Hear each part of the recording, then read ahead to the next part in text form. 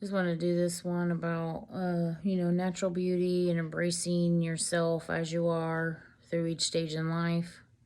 Because I do feel it's very important. Um, my teeth are jacked up. There's a long period of my life where I completely neglected myself because I was so caught up in the trauma of things and stuck in the spiral of life. And it's like, I had cystic acne growing up before they really understood acne. And I have acne scars. I've been in a few car accidents where my head has dented the windshield or cracked it. Like I've had at least three of them, four of them, five of them, where there's been a shape of my head in the windshield. You know how thick a windshield is.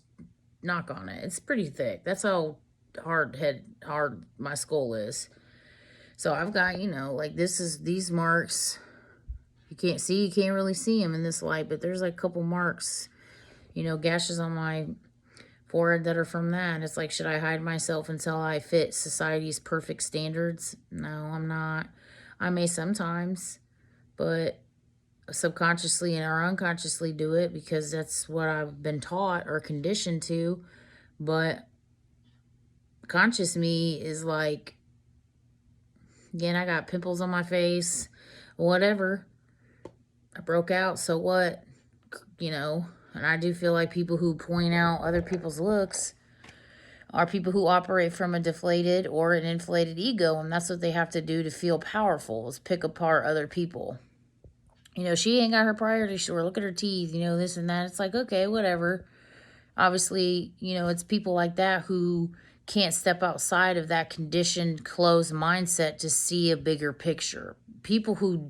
There are people who can, but I'm going to say the majority, they have to feel good about themselves, so they have to pick apart everybody else and how they look and their surface view and have no idea the reality of life. I feel like the people who look a little rough, those are the people who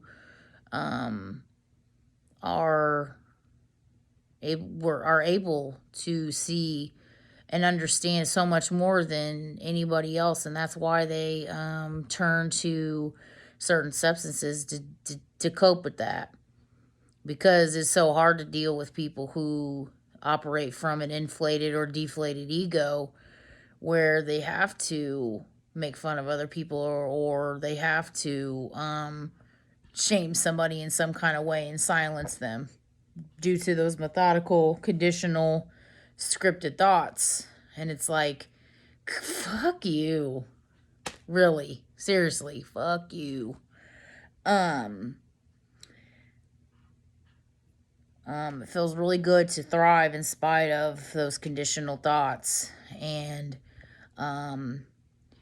I had a really low day yesterday. I was very depressed, very sad. I cried a lot, and it's not that that's bad because I have a lot. I feel like I still have to shed, but part of the shedding process was this, and now I see that today. But yesterday, I didn't. I couldn't see that. I was picking myself apart. I was looking in the mirror, picking myself apart, but I was able to be conscious enough to step away from the mirror and come down because it felt like a high. I hadn't had any substances. I actually gonna go start seeing a psychiatrist Monday to see they can help me out with some of this, because I'm like, bro, I can't contain all of it all the time. It's exhausting. But I felt very bloated. I was picking myself apart in the mirror. And I was just having all these thoughts about what a waste my life has been. I went to see my cousin's moving. One of my little cousins is starting a really good chapter in her life. She's moving to North Carolina, started a new job, and she's so brave.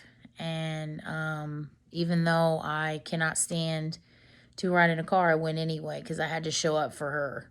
This was not about me. I had to step outside of that, even though I cannot stand riding in a car. My nerves were everywhere. I was crying by the time I got there. And just, saying goodbye to her and just being in the car in general. And I knew I had to come. My kids were in the car too. And I'm like, I have to danger, danger, danger. And, so I'm comparing myself to their life, and I'm like, you're such a waste. Like, they have everything figured out. My other cousin's getting married, and it's like, I'm happy for her, but I still internalized it, and I was attacking myself. My internal critic was so loud, like, you're such a waste. You should have went to college. All these conditional thoughts were coming back to me about, you should have followed what they did, and you know what I'm saying? Like, and I'm not, and just tearing myself apart, totally forgetting my entire mission. And that's why you are where you are, ma'am, because your purpose is big. And is different, not big. I didn't mean to say it like that, but I meant my purpose is just different. What I'm trying to accomplish is different when they are. And there's nothing, I love that for them, that they're finding themselves and they're doing what they want to do, because that's what life is about, is doing that. And it's like, they don't look at me any different. They don't look down on me because my life is, I'm at square one. You know what I'm saying? But that internal critic was so loud in my head, like, you're such a waste, you're a bum, all these things are running through my head, and I'm crying about it. And I'm upset about my leg. Everybody's asking me, how are you doing? And I'm fighting back tears because my leg may never be the same. I may always walk with a gimp, but I was also, again, conscious enough, even though those thoughts were in my head and it was so loud, I was still conscious enough to be able to say that's not permanent. But it was still there. It was still hurting me. All these thoughts, these lower vibrational thoughts, were still hurting me. And I was I was fighting back tears for a couple days. It's been like building up to this. And I cried myself to sleep last night. I tore myself up and I sobbed kind of silently. It's because I didn't want to wake my son up. And just telling myself, what a waste. Like I said, all these thoughts of, you should have done this, you should have done this, you're a failure, you're a waste, you're a bum. Like I said, this internal critic was screaming. And I just sobbed because it was very hurtful. It felt like somebody was breaking me open, like ripping me open. And I didn't realize until today that I was part of the shedding process. I needed to shed off all those, a certain cycle.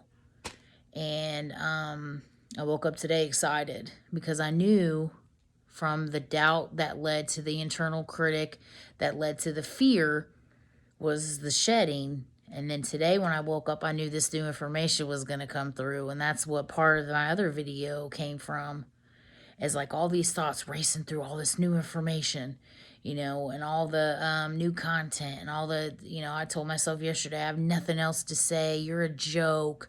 Again, all these horrible thoughts. And like I said, then I get in today. I woke up very excited, pumped, ready to go. I put on my list of rap music that I needed to hear that pumps me up. Like, I'm So Hood is a good one. Feels Good by Rocco. Definitely another one of my favorites. Rebel Without a Pause, straight out of Compton. Express Yourself.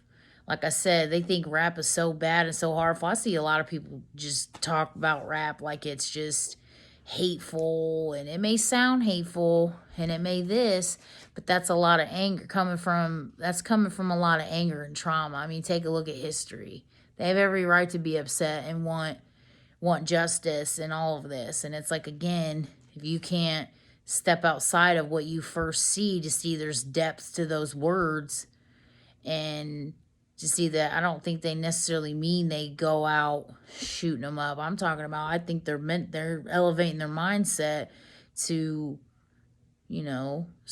shoot them up mentally, paralyze them mentally. Because when people aren't you know, when you love yourself in spite of what they've been taught to be ashamed of, it scares people. And out comes their inflated ego thoughts or their scripted thoughts of shame. And that's how I feel.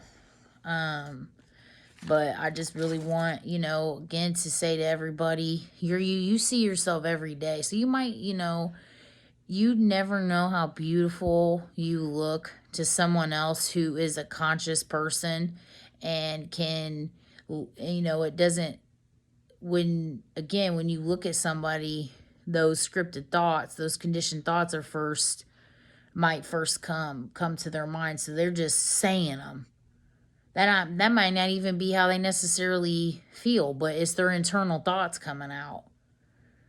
You know, and again, you're used to seeing yourself every day, so it's like you have no idea how beautiful you look or how you inspire someone else who needs you, because we do need you, and we need you to admire the beautiful creation that is you, because that is very true. This is not something to I'm telling you what is true, not what you need to hear or want to hear. I'm telling you what is true. Beauty is diversity.